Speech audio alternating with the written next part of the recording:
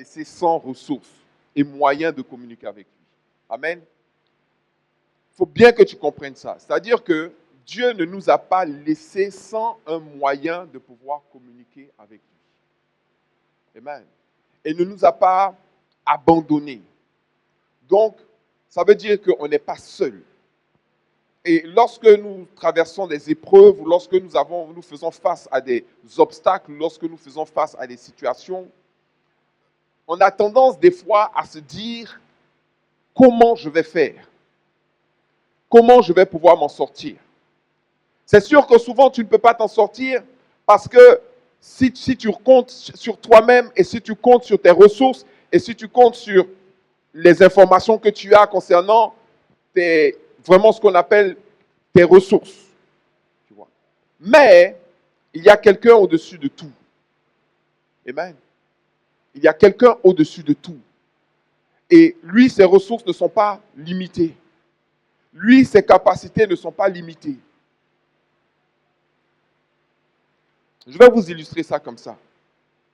Vous savez, l'homme, il a un champ de vision qui est limité.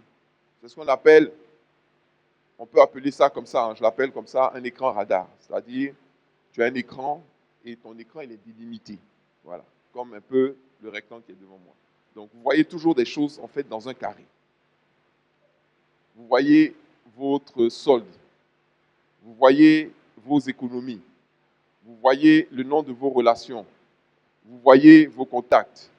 Vous voyez les entrées, vous voyez les sorties. Tout ça, c'est dans votre écran radar.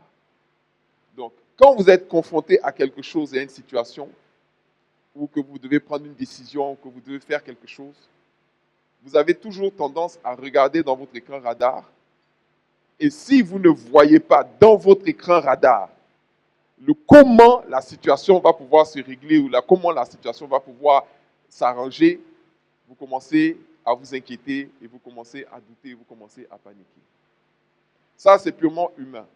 La foi, c'est la croyance, l'homme, il dit, moi, je crois ce que je vois. Quand je vois, machin. Or, au-delà de l'écran radar que tu as en face de toi, qui est ce carré dans lequel se trouve un maximum d'informations, mais maximum d'informations que toi, tu maîtrises, il y a tout un espace en dehors de cet écran-là que toi, tu ne connais pas, que toi, tu ne maîtrises pas, que toi, tu ne sais même pas comment est-ce que les choses vont se faire. Or, la Bible dit que nous sommes bénis de toutes les bénédictions dans les lieux célestes. Ça veut dire que à l'extérieur de l'écran radar, on a tout. Vous voyez? Sauf que nous, ce qu'on veut faire, c'est qu'on veut que les choses qui sont à l'extérieur de l'écran, elles puissent venir à l'intérieur de l'écran.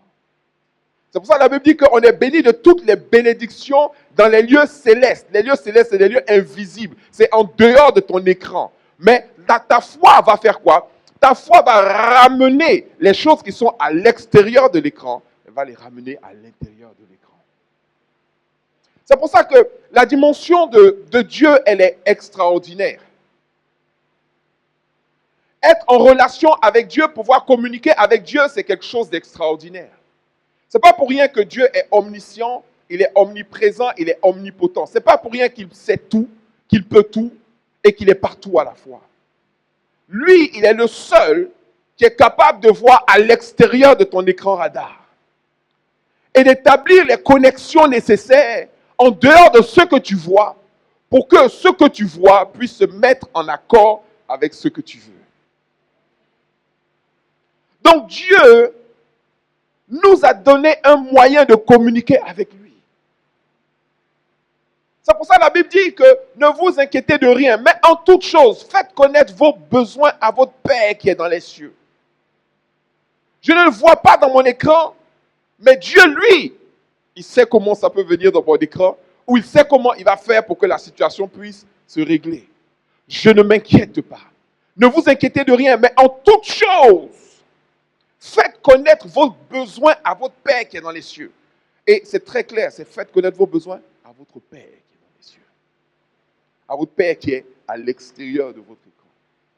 C'est pour ça qu'il y a une dimension de prière. Quand tu commences à la faire, tu refuses de t'inquiéter et tu te refuses surtout de te demander comment cela va se faire.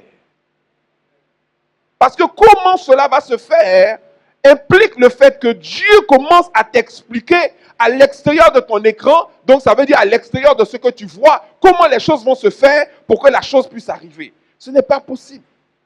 Tu vas perdre la tête.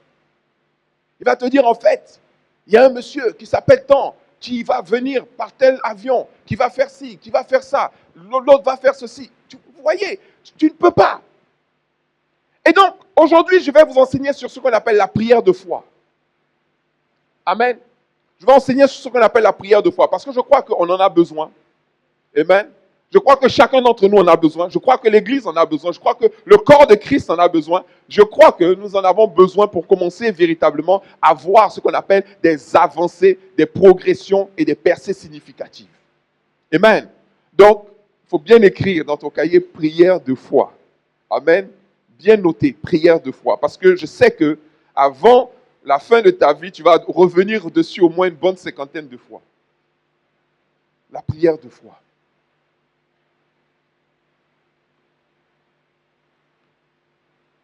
C'est bon? Donc, comme je vous ai dit, Dieu nous a donné un moyen de communiquer avec lui.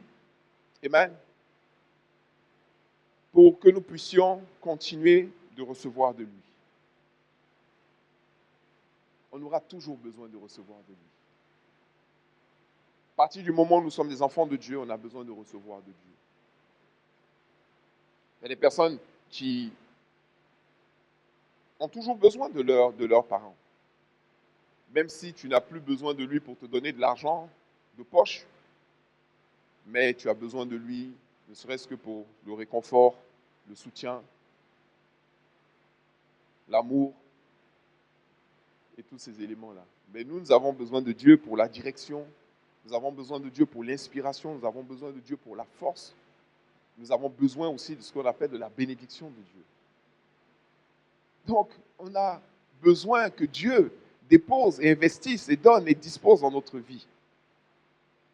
Et dans la Bible, pour pouvoir communiquer avec Dieu, nous avons la prière. Dis la prière. Sauf que, vous voyez, quand on parle de prière, il y a beaucoup d'ignorance concernant la prière. Les gens ne savent pas qu'il y a différentes sortes de prières qui répondent à différents modes de fonctionnement. Prends ta Bible dans le livre de Actes, chapitre 2, verset 42. Acte 2, 42. Il y a différentes sortes de prières. C'est très clair dans la parole de Dieu. Il dit dans Acte, chapitre 2, verset 42, en parlant de l'église, de la première église, l'église de Jérusalem, la Bible dit, ils persévéraient dans l'enseignement des apôtres, dans la communion fraternelle, dans la fraction du pain et dans les prières. Dis les prières. Voilà. On n'a pas la prière, on a les prières. Amen. Ils persévéraient dans plusieurs choses. Vous savez, persévérer, c'est une notion de continuité, une notion d'investissement et d'investissement constant. C'est ça la persévérance. Dans persévérer, vous avez percé et vous avez verré. C'est-à-dire, vous avez percé qui signifie faire un effort pour atteindre quelque chose. Et vous avez verré qui signifie voir. Donc, dans persévérer, vous avez la notion de faire des efforts jusqu'à ce que vous voyez. Et non celui de voir avant de faire des efforts. Pour pouvoir saisir de Dieu, et pour pouvoir recevoir de Dieu, et pour pouvoir expérimenter de Dieu, il faut être capable de fournir des efforts jusqu'à ce que l'on voit. Tous ceux qui ont voulu voir d'abord, avant de faire des efforts, ils n'ont jamais rien reçu et rien obtenu. Parce que ce n'est pas comme ça que ça marche avec Dieu. Avant de moissonner, tu dois semer. Tu ne peux pas moissonner sans avoir semé. Tu veux moissonner, tu dois semer. Tu veux une moisson abondante, tu dois semer abondamment. Et tu dois arroser et tu dois entretenir. Il persévérait donc, ça veut dire qu'il continuait, il persévérait chaque jour, de manière régulière, dans l'enseignement des apôtres. Donc, il persévérait à recevoir des enseignements et à l'enseignement. Il persévérait dans la communion fraternelle. Persévérer dans la communion fraternelle, ça veut dire que même si ton frère aujourd'hui ne t'a pas salué, demain, tu lui dis bonjour quand même. Alléluia.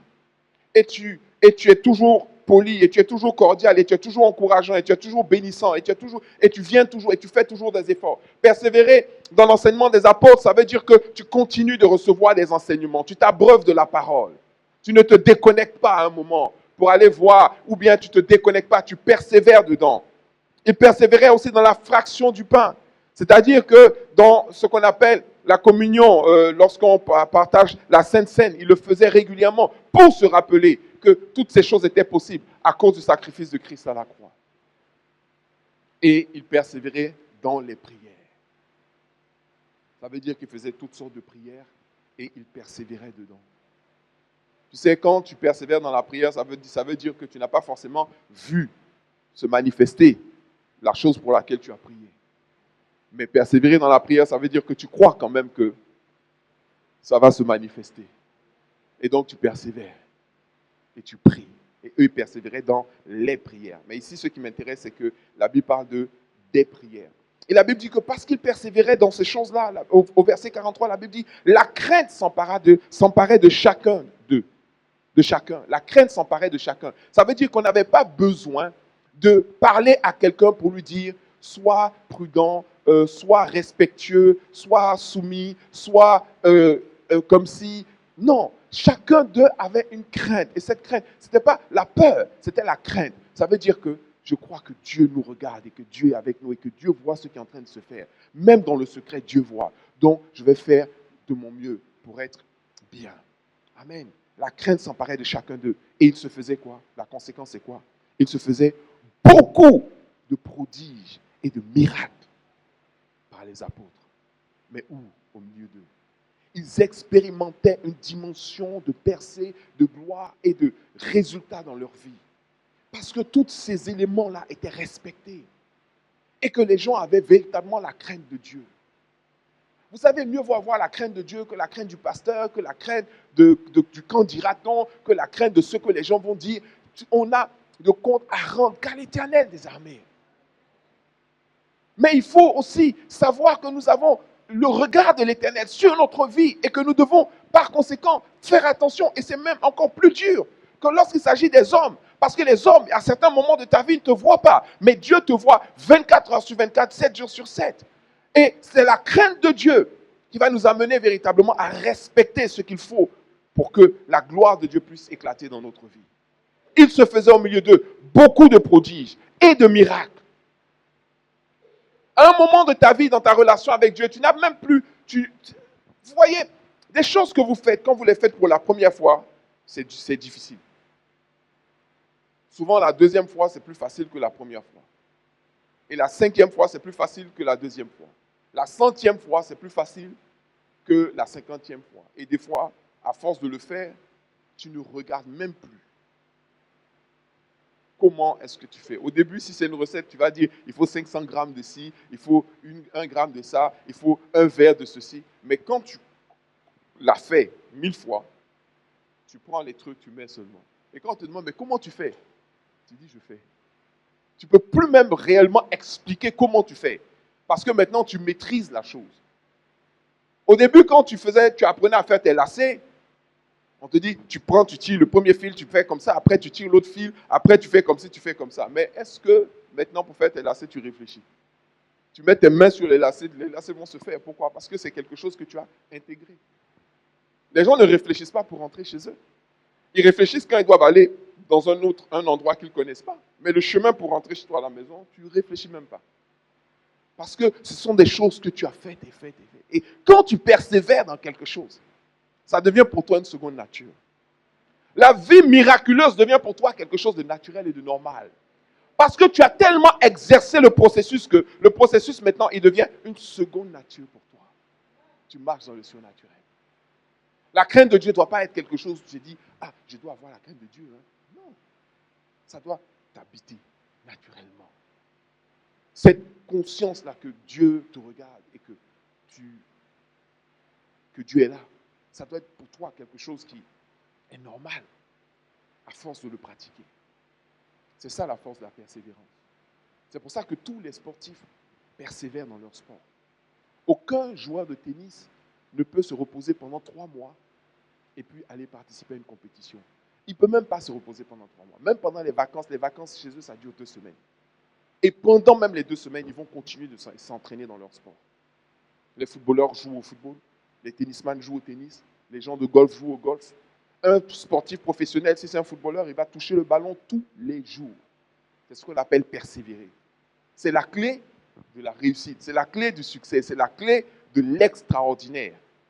C'est le fait de s'entraîner tous les jours dans ce qu'on fait. Un chantre, normalement, il doit chanter tous les jours. Il ne doit pas se dire, oh, on a eu répétition samedi, je me repose lundi, mardi, mercredi, jeudi, vendredi, samedi. Non, il chante tous les jours. Il fait ses vocalises tous les jours. C'est comme ça qu'il va avoir une dimension réellement supérieure. C'est comme ça qu'il va maîtriser la chose. Donc, un homme de prière, il prie tous les jours. Tu dis, tu n'as pas de sujet, ce n'est pas vrai. Tu as des sujets, tu en as à l'appel. Quand tu vois que tu commences à t'inquiéter, quand tu vois que tu commences à te soucier, quand tu vois que ton cœur commence à battre, que le trouble commence à s'emparer de toi, ça veut dire qu'il est temps pour toi de prier. Arrête de murmurer ces choses, arrête de ressasser ces choses, arrête de confesser les choses négatives. Prie.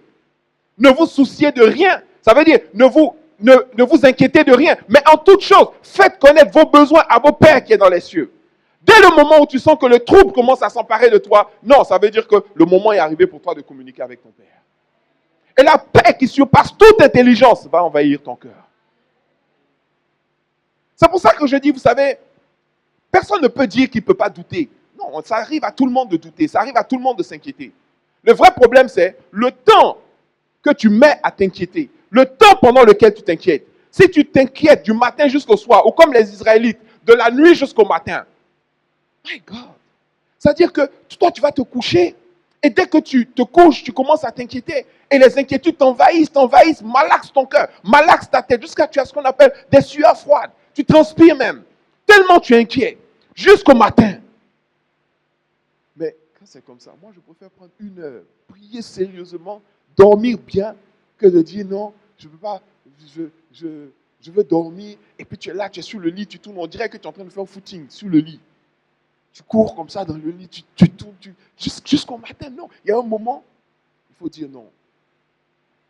Je mets ça au pied du Seigneur. Vous voyez? Et ce qui nous permet véritablement de faire ça, c'est une sorte de prière. Il y a une sorte de prière qui nous permet de faire ça. Regardez encore, quand je parle des différentes sortes de prières. Éphésiens chapitre 6, verset 18. Éphésiens 6, 18.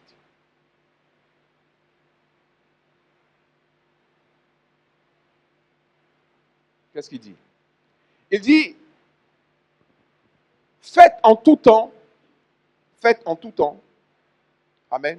Comment? Par l'esprit. Donc, les différentes sortes de prières se font par l'esprit. Amen. Donc, en fait, c'est l'esprit qui va te dire quelle sorte de prière tu dois faire. Alléluia. Et c'est l'esprit qui va t'inspirer. Donc, mais il dit quoi? Faites en tout temps par l'esprit toutes sortes de prières. Alléluia. Donc, ça veut dire quoi? Il y a des sortes de prières.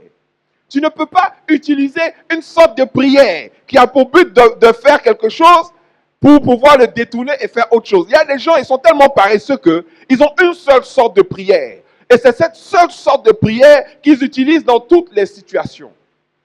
Non, il y a différentes sortes de prières.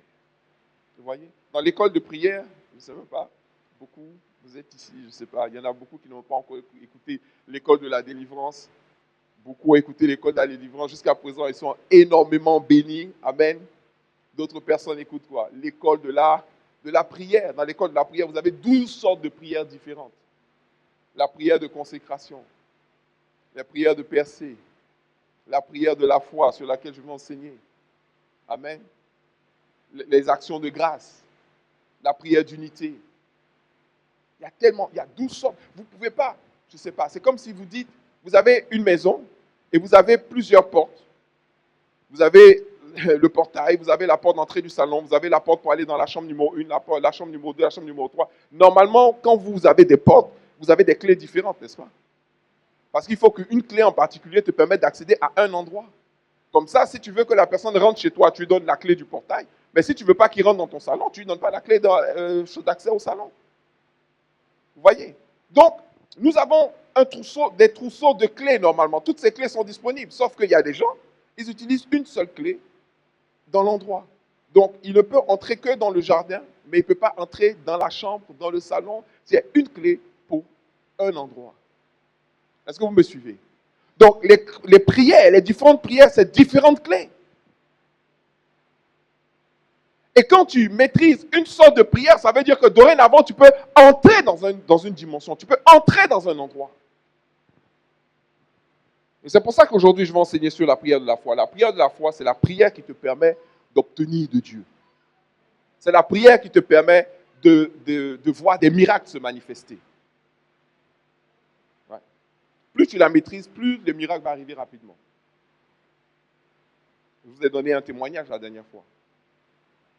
Un proche qui m'appelle d'Abidjan qui me dit vraiment j'ai besoin de quelque chose là, maintenant. Est-ce que tu peux m'aider? Je ne peux pas dire non.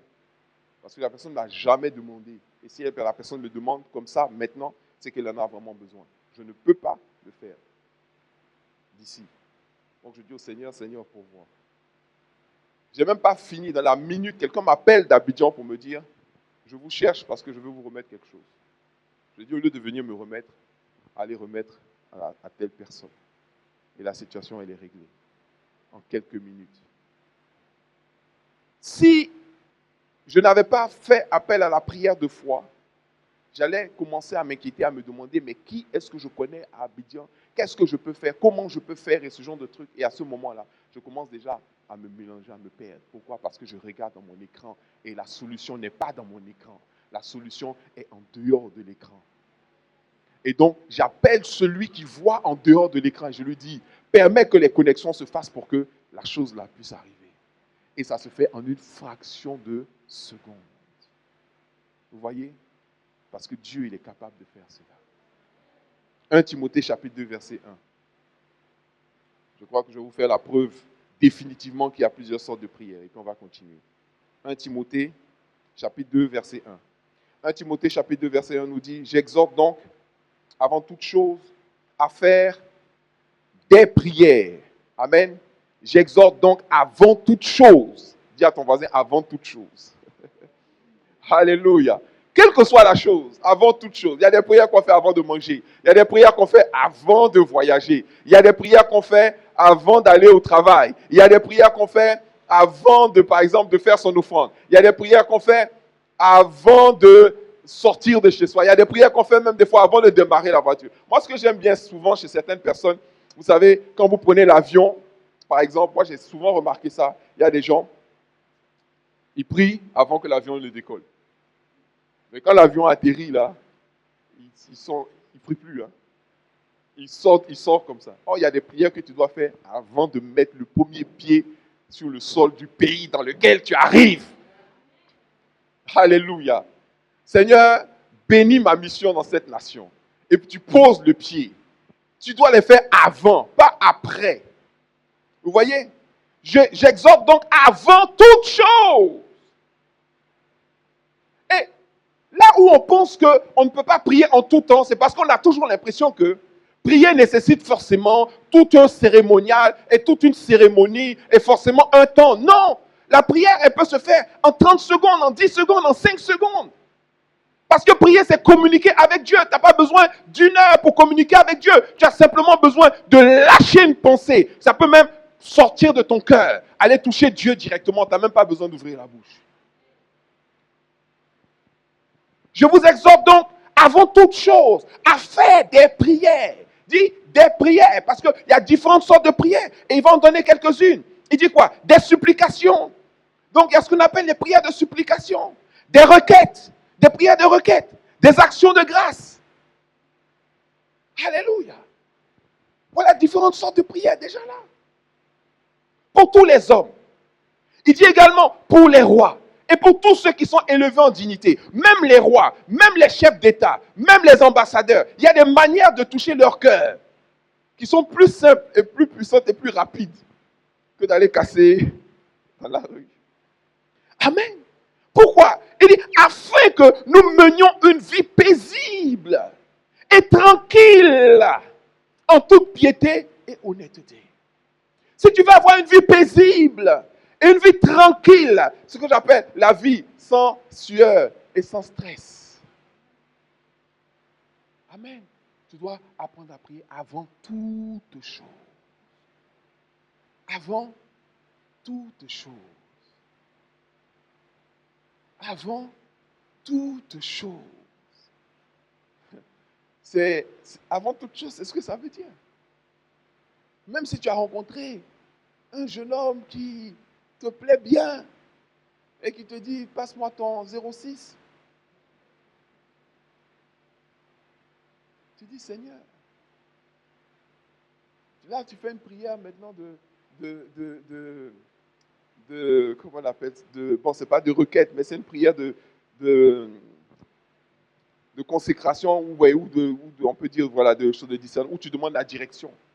Seigneur, que veux-tu que je fasse? Et Dieu te dit, non, lui donne pas, lui donne pas. Tu dis, je suis désolé, mais je ne peux pas te donner mon numéro. C'est rapide. Mais il ne faut pas aller avec tes yeux. Oh, il est trop mignon. Tiens, voilà. C'est le jour que j'attendais. Mais ce numéro que tu lui as donné là, tu peux regretter toute ta vie. Hein. Il y a des gens, ils vont donner et puis après, maintenant, ils vont prier. Tu vois? C'est avant toute chose. Avant de dire oui, avant de signer le contrat, avant de t'engager, avant d'accepter l'invitation. Mais pas après. Vous êtes déjà ensemble maintenant, tous les deux, dans le studio. Et c'est là maintenant, Seigneur, au secours. Comment tu es arrivé là? À chaque étape, tu pouvais prier. Avant, dis avant. Avant toute chose. Toute chose, ça veut dire toute chose. Toute chose, ça veut dire même avant de te plaindre. Toute chose, ça veut dire même avant de pleurer. Toute chose, ça veut dire avant même de faire ton deuil et de commencer à te dire, oh, je suis foutu. Non, avant toute chose. Tu accuses le coup, tu reçois la nouvelle, tu reçois l'information, je vais faire quelque chose. Tu pries.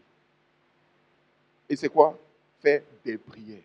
Toutes sortes de prières. Donc, cette situation-là, à quelle prière correspond à cette situation? Amen. Et tu pries par rapport à ça. Tu sais qu'au début, ça va être difficile. Peut-être.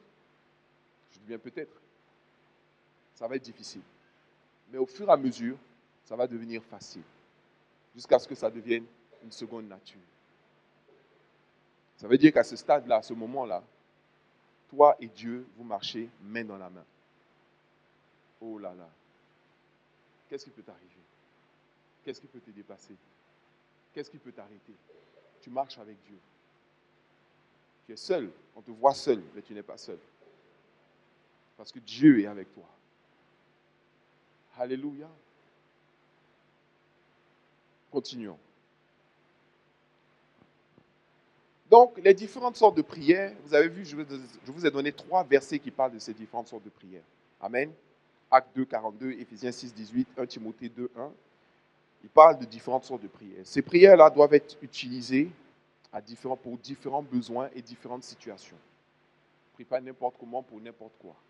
Ok? Il y a des prières qui nous permettent de recevoir de Dieu. Ça, c'est des prières qui nous... Vous voyez, et souvent les prières de foi sont des prières qui sont très courtes.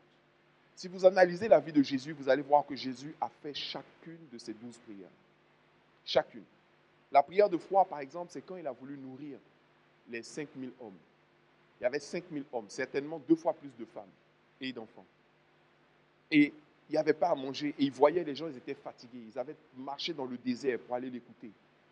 Parce que là, ils n'avaient pas de micro, ils n'avaient pas de speaker. Ils étaient dans un endroit où il fallait être dans un endroit qui est calme, où il n'y a pas trop de vent, paisible, pour que tu puisses parler et que le monde puisse t'écouter. Donc, ils faisaient appel à une acoustique naturelle. Donc, souvent, ils allaient loin de la ville. Parce que dans la ville, il y a des bruits, ce genre de choses-là. Donc, les gens avaient marché et ils sont venus et il a enseigné. Ce jour-là, Jésus a prêché pendant des heures et des heures. Et après, il a vu qu'il voulait renvoyer les gens chez eux et il a vu qu'ils étaient fatigués. Ils n'avaient pas mangé. Et s'il les renvoyait comme ça allait être dangereux. Donc il dit, nourrissez-les. Et les apôtres disent, mais les disciples disent, mais comment on va les nourrir? C'est compliqué, il n'y a pas à manger, on est dans le désert. Et le Seigneur dit, mais qu'est-ce que vous avez? Et Philippe dit, moi, j'ai 5 pains et j'ai 2 poissons. Jésus dit, amène-moi les 5 pains et les 2 poissons. Et la Bible dit qu'il a rendu grâce à Dieu. Mais quand il a rendu grâce à Dieu, il a fait une prière de foi. La prière de foi, c'était quoi? Nourrir ces milliers de personnes. Et il a rompu le pain. Il a rompu le poisson. Il leur a dit, allez leur donner. Ils ont distribué la nourriture à des milliers de personnes. Et à la fin, quand tout le monde avait mangé et qu'ils étaient rassasiés, il restait 12 paniers de pain et de poissons. Pour vous dire que la prière de foi, on vous dit, il a prié, est-ce qu'il a fait jeûne et prière? Il a fait 40 jours, il a fait 2 jours. Les gens allaient mourir. Ça a duré combien de temps? Le temps de couper le pain et de couper le poisson. Donc c'est une prière qui est rapide, mais c'est une prière qui est efficace. Alléluia.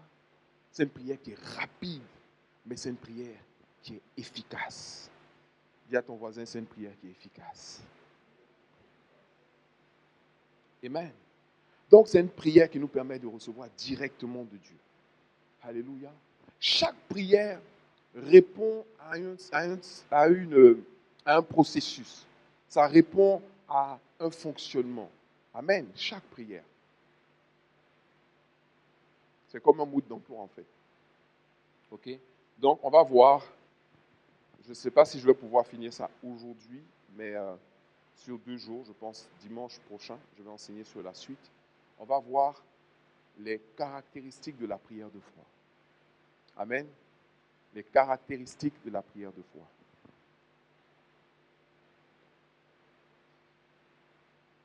Amen. Il y en a 7. Donc si tu veux, tu écris les 7 caractéristiques de la prière de foi.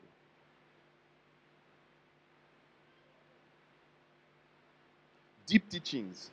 Alléluia. Là, c'est des enseignements profonds. Amen. Il faut bien les noter, il ne faut pas les perdre. Très important. Et puis, si tu veux, je dirais, approfondir sur d'autres manières de prier, n'hésite pas. Hein. Tu as l'école de la prière. Il y a 12 enseignements dedans, donc tu peux prendre, tu verras. Même sur la prière de la foi, j'ai enseigné dessus. Amen. Et tu vas apprendre à prier. Dis à ton voisin, apprends à prier. Alléluia. S'il y a une chose que tu dois apprendre à faire, c'est à prier. Apprends à prier. Les enfants de Dieu, ils doivent être des experts dans la prière. Amen. Et plus tu sais prier, plus ça sera rapide. Et plus ça sera intéressant. Et plus ça sera, je veux dire, ça sera plaisant en fait. La prière, ce n'est pas une corvée. La prière, c'est communiquer avec Dieu. C'est quelque chose d'extraordinaire. Sauf qu'il faut en maîtriser le fonctionnement. Pourquoi les gens, ils ont du mal à lire le mode d'emploi? Pourquoi ils ont du mal à lire le livre qui leur permet de savoir comment quelque chose fonctionne? Il y en a, ils ont des super smartphones, ils savent faire qu'en recevant un texto, envoyant un texto, lancer un appel. Mais tout le reste, ils ne savent pas. Mais parce que pour savoir le reste, il faut que tu apprennes. Tout s'apprend. Même les disciples, Pierre, ils ont demandé à Jésus, Seigneur, enseigne-nous à prier. Enseigne-nous à prier. Si tu as du mal avec la prière, c'est parce que tu n'es pas enseigné en ce qui concerne la prière. Tu dois être enseigné. Toi-même, tu dois demander, enseigne-moi à prier. Enseigne-moi à prier. Apprends-moi à prier.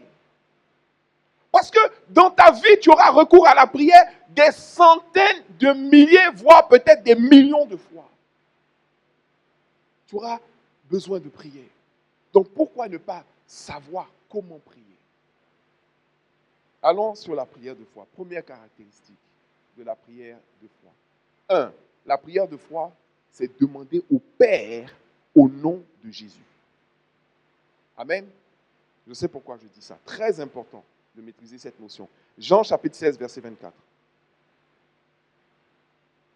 Jean 16, 24.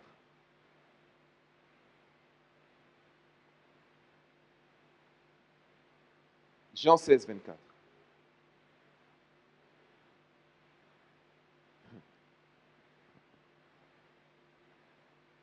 Jésus est très clair là. Il dit, dans Jean 16, 24, il dit, jusqu'à présent, vous n'avez rien demandé en mon nom.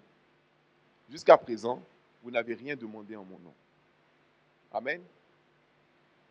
Demandez et vous recevrez, afin que votre joie soit parfaite. Amen. Le verset 23 dit, en ce jour-là, vous ne m'interrogerez plus sur rien. En vérité, je vous le dis, ce que vous demanderez au Père, il vous le donnera en mon nom. Amen. Et après, il dit, jusqu'à présent, vous n'avez rien demandé en mon nom. Demandez et vous recevrez, afin que votre joie soit parfaite. Donc là, il donne véritablement une leçon de prière. Il dit à ses disciples, écoutez, en fait, vous ne savez pas prier. Parce que jusqu'à présent, vous n'avez rien demandé correctement, en fait. Parce que la manière correcte de demander, c'est que vous demandez au Père d'abord. Ta demande, elle doit être adressée au Père. C'est au Père qu'on demande. Amen. Je sais pourquoi je dis ça. Parce qu'il y a des gens, dans leur tête, c'est la confusion, c'est le mélange. Ils ne savent pas s'ils doivent demander au Saint-Esprit. Ils ne savent pas s'ils disent Seigneur, Seigneur, donne-moi, Seigneur, donne-moi. Mais ce n'est pas Seigneur, c'est Père. Ce n'est pas le Saint-Esprit, c'est le Père. Le Saint-Esprit est le dispensateur de la grâce. C'est-à-dire que lui, c'est lui qui t'amène la chose et qui rend la chose possible, qui la matérialise. Mais ce n'est pas le Saint-Esprit qui reçoit les doléances. Oh my God. Vous voyez par exemple la crise actuelle. Les gens, ils attendent quoi? La parole du chef de l'État. Même le Premier ministre, quand il parle, on dit, tiens, c'est le Premier ministre. On veut entendre le président. Pourquoi? Parce que c'est comme ça. C'est le Père qui décide. Oh my God. Donc, ta demande, elle va toujours au Père. Même quand Jésus, il était sur la terre, n'est-ce pas? Et il a dit, il a rendu grâce à qui? Au Père. Notre relation au Père, elle doit être claire, elle doit être établie. C'est au Père que tu demandes. Ok? La deuxième condition maintenant, c'est au nom de Jésus. Tu vois? Tu demandes au Père au nom de... Ça, c'est le code. Prière de foi, c'est au Père au nom de Jésus. En ce jour-là, verset 23, en ce jour-là, vous ne m'interrogerez plus sur rien. En vérité, je vous le dis, ce que vous demanderez au Père, il vous le donnera. Comment? En mon nom. Voilà le code. Au Père dans son nom. Après, il dit, jusqu'à présent, vous n'avez rien demandé en mon nom. Donc, jusqu'à présent, vous n'avez pas utilisé cette manière de prier. Jusqu'à présent, vous n'avez pas utilisé ce mode de prière. Jusqu'à présent. Parce que vous n'avez jamais respecté la manière dont ça doit se faire. Ok? Et après, il dit quoi? Demandez. Ça veut dire quoi? Demandez de cette manière-là. Oh my God, est-ce que je prie à quelqu'un? Demandez de cette manière. Suivez cette recette. Quand tu veux faire une recette, tu ne te lèves pas et puis tu dis, j'ai vu une photo là, c'est un gâteau, il y a des pommes dedans, et puis c'est un peu la pâte un peu croustillante. Ok, je vais faire la même chose. Non, tu vas faire du placali ou tu vas faire un truc, ça va sortir bizarre. Si tu veux véritablement reproduire la recette, faire comme tu as vu sur le magazine, tu vas chercher la recette. 300 grammes de farine, 2 œufs, machin. Et même quand il y a les œufs là, tu ne dis pas, ah on met œuf dedans et puis tu casses les œufs pour mettre. Non. Des fois on dit, il faut séparer le jaune du blanc. Il faut mélanger le jaune avec le sucre d'abord. Parce que si tu mélanges tout l'œuf avec le sucre, c'est un autre résultat. Après on te dit, il faut cuire la pâte. Il y a les pâtes qu'on cuit. Tu veux pâte à choux, tu dois cuire la pâte d'abord au feu, avant d'intégrer maintenant le blanc d'œuf. Parce qu'il y a des gâteaux que tu fais, tu ne cuis pas. C'est extraordinaire. Tu veux faire un repas, c'est pour ça qu'en France, il y a les grands pâtissiers, les grands cuisiniers. Ça demande des années d'études et de travail. Tu ne fais pas des choses parce que tu as vu, non. Tu fais des choses parce que tu as eu la recette. Et quand bien même on te donne la recette, tu ne vas jamais réussir du premier coup. Sauf si tu es un expert dans le domaine. Tu ne peux pas réussir du premier coup. Tu vas d'abord la faire une première fois. Il y a un truc qui va rater. Deuxième, troisième, quatrième, cinquième. Et après, tu vas maîtriser la recette. Donc voilà la recette d'une prière de foi. 7 caractéristiques. Première caractéristique, premièrement, ça c'est le fondamental. Tu demandes au Père au nom de Jésus. Amen. Demandez et vous recevrez. Afin que votre joie soit parfaite. Ça veut dire que quand il y a quelque chose qui n'est pas parfait dans ta vie, tu dois faire la prière de foi. Alléluia. Qu'est-ce qui te trouble? Qu'est-ce qui te bloque? Qu'est-ce qui te paralyse? Qu'est-ce qui t'empêche de dormir? Qu'est-ce qui t'empêche d'avancer? Qu'est-ce qui t'empêche? Fais la prière de foi. Alléluia. Deuxième caractéristique. Et puis on va se donner rendez-vous pour les 5 autres. La prière de foi, c'est faire une demande en accord avec la volonté de Dieu. C'est pour ça que tu demandes au Père. Parce que tu ne peux jamais aller à l'encontre de la volonté du Père. La prière de foi, ce n'est pas une prière passe-partout, ce n'est pas une prière de marabout. Ce n'est pas ce dont tu as envie, quand ça te fait plaisir, que tu demandes. Au nom de Jésus, je veux une Mercedes. Il y a des gens là que je commence à parler tout de suite. Père, lui, c'est pour ça, attendez d'abord les 7 caractéristiques d'abord avant de vous lancer. Ok? Parce qu'il y a des personnes là, ils sont en train de regarder, ils écoutent tout ça et puis se disent, ah, ça c'est le moyen d'avoir ma Mercedes. Père, au nom de Jésus, je veux une Mercedes. Non. Tu fais la prière en accord avec la volonté de Dieu. Amen. Donc, ça se traduit comment? Tu as besoin de te déplacer. Parce que tu veux faire l'œuvre de Dieu, tu as besoin de te déplacer. Donc, tu as besoin d'une voiture. Tu n'as pas forcément besoin d'une Mercedes. Amen. La volonté de Dieu, c'est que tu puisses te déplacer. Donc, tu dis, Seigneur, j'ai besoin d'une voiture. Et Dieu s'est engagé. Donc, tu connais la volonté de Dieu. La volonté de Dieu, c'est quoi? Je pourvoirai à tous vos besoins selon mes richesses avec gloire en Jésus-Christ. Donc, Dieu nous a fait la promesse de pouvoir à tous nos besoins. Donc, la question, c'est, est-ce qu'une voiture, aujourd'hui, est un besoin pour toi? Oui ou non? Multiplier la nourriture était un besoin parce qu'ils étaient dans le désert, il n'y avait pas de magasin, il n'y avait rien pour manger et il fallait qu'ils mangent. Donc, Dieu répondait à un besoin. Mais s'ils étaient dans la ville, avec des pâtisseries partout, toi tu vois, il y a un boulanger juste en face de chez toi, et tu prends du pain, tu dis, Seigneur, je te rends grâce, multiplie le pain. Tu plaisantes. Donc, on ne se moque pas de Dieu. Amen. Mais, il y a une certaine logique. Donc, la volonté de Dieu, c'est quoi? C'est de pourvoir tes besoins. Donc, tu as un besoin. Mon besoin, c'est, Seigneur, j'ai besoin de me déplacer en véhicule. Parce que je ne peux pas me déplacer autrement. Okay? Mais quel genre de véhicule dont tu as besoin? J'ai besoin d'un véhicule qui soit pratique, un véhicule que je puisse garer facilement, un véhicule qui ne va pas tomber en panne régulièrement, et un véhicule vraiment qui ne va pas, par exemple, affecter négativement mes finances. Il y a certains véhicules, tu les achètes à 1 000 euros, tu les utilises pendant 2 ans, tu les revends à 2 000 euros. Est-ce que vous savez ça? Il y a d'autres véhicules, tu les achètes à 15 000 euros, tu roules le premier jour, ça vaut maintenant 7 000 euros. Donc, il y a des véhicules qui te font perdre de l'argent, il y a des véhicules qui te font gagner de l'argent. Comme les maisons, c'est la même chose. C'est pour ça qu'on dit, avant toute chose, il y a des gens qui ont acheté des maisons à 200 000 euros, aujourd'hui, ils veulent les vendre à 70 000 euros, les gens ne veulent pas. Il y a des gens qui ont acheté des maisons à 40 000 euros, aujourd'hui, la maison vaut 250 000 euros.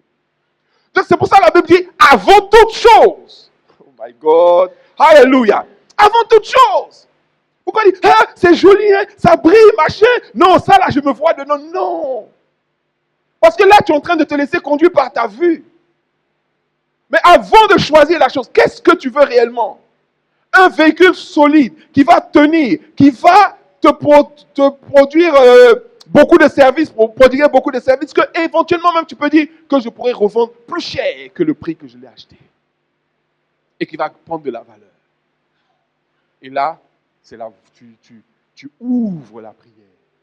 Tu n'es pas en train de dire, je veux cette voiture-là, au nom de Jésus. Parce que toi, dans ton radar, tu te dis, c'est cette voiture qui est bonne pour toi. Mais Dieu sait que 2 ans après que tu l'as achetée, ou même pas 1 an après que tu l'as achetée, elle va commencer à tomber en panne. Tous les mois, tu vas devoir dépenser 200 euros, 300 euros pour faire des réparations. Dieu sait qu'elle est trop grosse et que tu ne pourras pas la garer partout. Et que tu vas devoir garer dans des endroits où tu vas avoir des tickets à longueur de journée. Dieu sait que le plein de cette voiture-là, actuellement, c'est 70 euros. Mais dans 2 mois, ça sera 100 euros. Et que ton budget ne pourra pas. Finalement, tu vas te retrouver un gilet jaune sur la route, en train de te...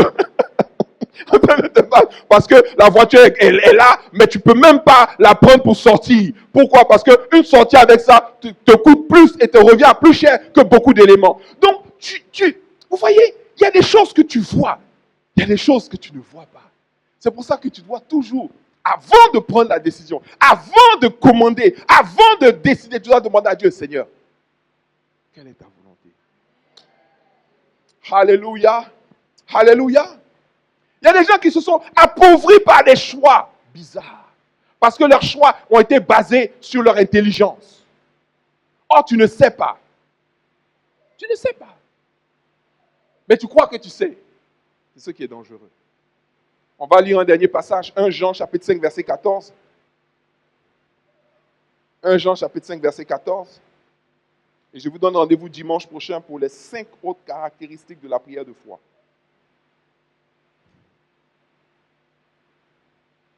1 Jean chapitre 5, verset 14. Maintenant, si vous êtes intéressé par les 12 autres formes de prière, vous pouvez prendre l'école de la prière, comme vous pouvez prendre aussi la clé USB dans laquelle se trouvent les 4 écoles, l'école de la délivrance, l'école de la foi, l'école de la prière et l'école du Saint-Esprit. Amen. Vous allez retrouver ça dedans. Amen. 1 Jean chapitre 5, verset 14 à 15. 1 Jean chapitre 5, verset 14 à 15. Il dit quoi? Nous avons auprès de lui cette assurance. Amen. Dis, j'ai cette assurance. Nous avons auprès de lui cette assurance. Que si nous demandons quelque chose, selon sa volonté, il nous écoute. Et si nous savons qu'il nous écoute, amen, quelque chose que nous demandions, nous savons que nous possédons la chose que nous lui avons demandée. Donc vous voyez comment il articule la chose? C'est une question de certitude, c'est une question d'assurance. Il dit, je sais que quand je demande quelque chose selon sa volonté, ce n'est pas si je demande quelque chose selon ma volonté. Si je demande quelque chose selon sa volonté. Amen. Si je demande quelque chose selon sa volonté, il m'écoute. Parce que c'est le fait de vouloir faire sa volonté, ça fait que Dieu t'écoute directement. Mais si tu veux faire quelque chose qui est hors de sa volonté, c'est pour ça que tu dois souvent, pour la prière de foi, tu dois pouvoir discerner la volonté de Dieu. Quelle est la volonté de Dieu? Amen. Mais c'est la même chose que je vous ai dit, c'est l'exercice qui fait que ça devient courant, que ça devient habituel. Tu es capable de pouvoir discerner la volonté de Dieu en toutes circonstances, normalement. Par exemple, tu tombes sur quelqu'un qui est malade, tu vas savoir que la volonté de Dieu, c'est de le guérir. Tu ne vas pas demander, Seigneur, quelle est ta volonté? Est-ce que tu veux le guérir? Machin. Non, tu sais que la volonté de Dieu, c'est de le guérir. Pourquoi? Parce que Christ est mort à la croix et qu'il a pris nos maladies, nos infirmités, que c'est par ses meurtrissures que nous avons été guéris. La question de la guérison n'est même pas au présent. Tu n'as même pas besoin de poser la question. C'est déjà réglé avant. Jésus est mort pour ça. Donc, tu n'as pas à demander, tu n'as pas à demander quelle est la volonté de Dieu par rapport à la personne qui est malade. Tu sais que la volonté de Dieu, c'est de le guérir. Donc, ça rentre dans le cadre de la prière de foi. C'est pour ça que vous allez voir que la prière concernant les malades, c'est jamais des prières d'1 heure, de 2 heures. Quand tu fais des prières d'1 heure, de 2 heures, c'est parce que tu as un problème déjà. Le diable lui-même sait que tu ne connais pas la volonté de Dieu. C'est pour ça que tu multiplies les prières. C'est pour ça que tu dis on va jeûner. Donc, à partir du moment où déjà, face à un malade, tu lui dis on va jeûner, le diable sait déjà que tu ne connais pas. Donc, ça ne peut pas se débloquer. Quand Pierre est arrivé en face du temple et qu'il a vu le paralytique qui était à l'entrée du temple, le paralytique lui tendait la main. Il voulait recevoir de l'argent. Pierre lui a dit, je n'ai ni argent ni or. Il n'a pas dit, attends, je vais prier pour avoir de l'argent, non. Il a dit, je n'ai ni argent ni or. Ce que j'ai, je te le donne. Au nom de Jésus, lève-toi. Il marche. La Bible dit quoi? À l'instant même, le paralytique s'est levé et il a marché. Pourquoi? Parce que Pierre connaissait la volonté de Dieu. Et la volonté de Dieu, c'était que le paralytique la marche. Il n'a pas dit, attends, je reviens, je vais aller faire 7 jours de jeûne et prière d'abord. Non, il a déclaré en même temps. Quand tu connais la volonté de Dieu, la prière de foi est enclenchée automatiquement quand tu la déclares. Donc, la question, ça doit être, quelle est la volonté de Dieu? Quelle est la volonté de Dieu? Parce que Dieu a besoin que tu actionnes sa volonté par les paroles que tu vas prononcer. En fait, les paroles que tu vas prononcer sont le chemin par lequel la volonté de Dieu va se faire. C'est pour ça que Jésus a dit, quand il enseignait la prière, il a dit que ta volonté soit faite sur la terre comme au ciel. Ma présence sur la terre fait que la volonté de Dieu peut se faire sur la terre. Quand tu visites une famille, quelle est la volonté de Dieu pour cette famille? Quand tu pries pour un enfant, quelle est la volonté de Dieu pour cet enfant? Quand tu es dans une situation, quelle est la volonté de Dieu pour cette situation? Quand tu veux faire quelque chose, quelle est la volonté de Dieu pour cette chose-là? Connaître la volonté de Dieu, ça te donne déjà la supériorité dans la prière. Parce que tu connais la volonté de Dieu, tu pries selon la volonté de Dieu. Alléluia. Et il dit quoi? Et si nous savons qu'il nous écoute, donc on sait qu'il nous a entendus, quelque chose que nous demandions, donc quel que soit, en fait, en français de maintenant, on va dire, quelle que soit la chose que nous demandions, si on le demande selon sa volonté, il dit, nous savons que nous possédons la chose. C'est-à-dire qu'on ne l'a pas encore, mais on sait qu'on l'a. Oh my God. Dis, je sais que je l'ai. Tu vois? Parce que j'ai demandé selon sa volonté, je sais que je l'ai. Vous voyez? Aujourd'hui, on commande beaucoup de choses sur Internet. Beaucoup vont commander des trucs sur Amazon. Je connais certains frères avec qui on commande du matériel pour pouvoir faire des choses. Mais quand tu as lancé la commande et que tu as cliqué, que c'est validé, tu sais qu'ils ont reçu la commande. Est-ce que tu te dis, est-ce que Amazon va me livrer même? Est-ce qu'Amazon... Si tu te poses la question, est-ce que Amazon va me livrer? C'est que tu n'as jamais utilisé les services d'Amazon. Parce que tu sais qu'ils vont te livrer. Et tu sais que même si la date arrive qu'ils ne t'ont pas livré, tu peux réclamer. Tu sais que la chose que tu as achetée, tu vas la voir. C'est obligé. Donc, il y a des gens, ils ont plus confiance en Amazon qu'en Dieu.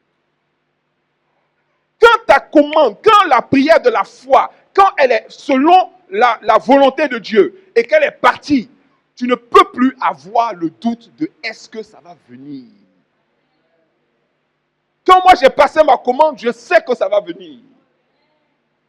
Donc, à plus forte raison, ça c'est à Amazon ou à Cdiscount ou à Rue du Commerce. Quand j'ai passé la commande, je sais que ça va venir. Des fois même, on commande sur des sites en Chine.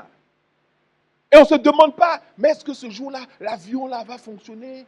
C'est quel Chinois qui va aller prendre le truc? Ils vont faire comment pour envoyer? Tu ne sais pas savoir comment. Des fois, ça vient par DHL. Des fois, ça vient par Chronopost. Des fois, tu viens, tu ouvres ta boîte, tu vois ça dedans. Comment ils ont fait? Ce n'est pas ton problème. Ce que tu veux savoir, c'est que est-ce que ma commande est passée?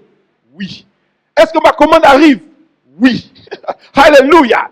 Donc, ta question dans la prière de foi, c'est est-ce que ma prière est passée? Et si ma prière est passée, j'ai la certitude que je vais voir les résultats. Tu vas te lever, tu vas prier ton Dieu ce matin. Alléluia! J'ai la certitude que je vais voir le résultat. Amen. Donc arrêtons de prier en désordre. Devenons des snipers de la prière. Alléluia. Des experts de la prière, des snipers de la prière. Avec des prières qui sont efficaces, avec des prières qui sont redoutables. Pourquoi? Parce que ces prières-là répondent à la manière dont elles doivent être faites. Amen. Et la prière de la foi, c'est comme ça. Tu demandes au Père, au nom de Jésus, mais selon sa volonté. Ça, c'est les deux premières caractéristiques. Il y en a encore 5 autres. Alléluia. On va mettre ça en pratique aujourd'hui. Tu vas déjà commencer à prier ton Dieu ce matin. Qu'est-ce qui te trouble? Qu'est-ce qui t'empêche de dormir? Qu'est-ce qui te fait peur? Qu'est-ce qui te vole ta paix? Alors que quelque part, tu sais quelle est la volonté de Dieu par rapport à ce fait. Tu sais quelle est la volonté de Dieu par rapport à cette situation. Tu sais quelle est la volonté de Dieu par rapport à cet état. Ne laisse pas le doute s'installer, ne laisse pas le trouble s'installer, ne laisse pas ta foi, ta tranquillité, ta paix partir. Mais fais connaître à Dieu tes besoins. Fais-les connaître à Dieu. Mais tu les fais connaître au Père au nom de Jésus. Il ne faut pas qu'il y ait de trouble dans ta tête. Il ne faut pas qu'il y ait de doute dans ta tête. Tu ne t'adresses pas au Saint-Esprit. Tu ne t'adresses pas à un ange. Il y a trop de gens qui prient les anges. D'autres prient les saints. Saint Gabriel, Saint Raphaël, Saint Justin, Saint ceci, Saint Rigobert. Mon frère, tu vas te perdre dans les saints là. On ne demande pas aux saints, on demande au Père. D'autres même ont inventé une mère. On ne demande pas à la mère, on demande au Père. C'est Jésus lui-même qui l'a enseigné. Alléluia. Demande au Père au nom de Jésus. Alléluia. Parle à ton Père ce matin. Même ceux qui me suivent là, ils peuvent. Tu me suis sur Internet, tu me suis sur Facebook, sur YouTube, sur tous ces trucs-là. Aujourd'hui, c'est le moment de renverser la situation dans ta vie. Amen. Parle à ton Père. Parle au Père. Parle au Père. Et selon la volonté du Père. C'est selon la volonté du Père. Pas la volonté de quelqu'un d'autre. Ce n'est pas selon ta volonté. Ce n'est pas selon ce que tu penses. C'est selon la volonté du Père. Tu dois t'aligner à sa volonté. Quelle est la volonté du Père? C'est pourquoi nous avons besoin de connaître la parole. Parce que plus nous connaissons la parole, plus nous connaissons sa volonté. Quelle est sa volonté? Déjà, il y a une chose que je sais, c'est sa volonté pour toi. C'est que tu sois en paix. Alléluia. Sa volonté, c'est la paix. Il veut que tu sois en paix. La Bible dit, le Dieu de paix. On l'appelle le Dieu de paix. La Bible dit, le Dieu de paix écrasera bientôt Satan sous tes pieds. Alléluia. Donc, tout ce qui vient à l'encontre de ta paix, à l'encontre de ta quiétude, à l'encontre de ta tranquillité, de ta stabilité, cela part au nom de Jésus. Disparaît au nom de Jésus. Et ouvre le chemin, la porte, pour que ta paix, la paix surnaturelle de Dieu, la paix qui dépasse l'entendement, que cette paix-là, qu'elle s'installe dans ma vie, qu'elle habite ma vie, qu'elle habite mes circonstances. À partir de maintenant, Seigneur, je veux marcher dans ta paix, sans stress et sans sueur. Dans ta paix, sans stress et sans sueur. Tu vas lever les mains vers le ciel. Père, je m'adresse à toi aujourd'hui par rapport à cette église, par rapport à cette assemblée, par rapport à chaque membre et à chaque brebis que tu m'as confié, à chaque personne dans cette église. Je prie, Seigneur mon Dieu, que tu investisses ce lieu et que tu investisses cet endroit et que tu accordes à Winners Life la paix, la tranquillité et la stabilité dont elle a besoin pour pouvoir avancer, pour pouvoir progresser, pour pouvoir gagner les nations jusqu'aux extrémités de la terre. Accorde-nous cette paix qui vient de toi. Je la décrète et je la proclame sur la vie de chacun d'entre nous, sur ma vie et dans cette assemblée, à partir de maintenant, pour l'éternité, au nom de Jésus-Christ de Nazareth. Et le peuple de Dieu dit, Amen. Alléluia, acclame ton Dieu bien fort ce matin. Acclame ton Dieu et rendez-vous dimanche prochain pour les 5 autres caractéristiques. Dieu te bénisse.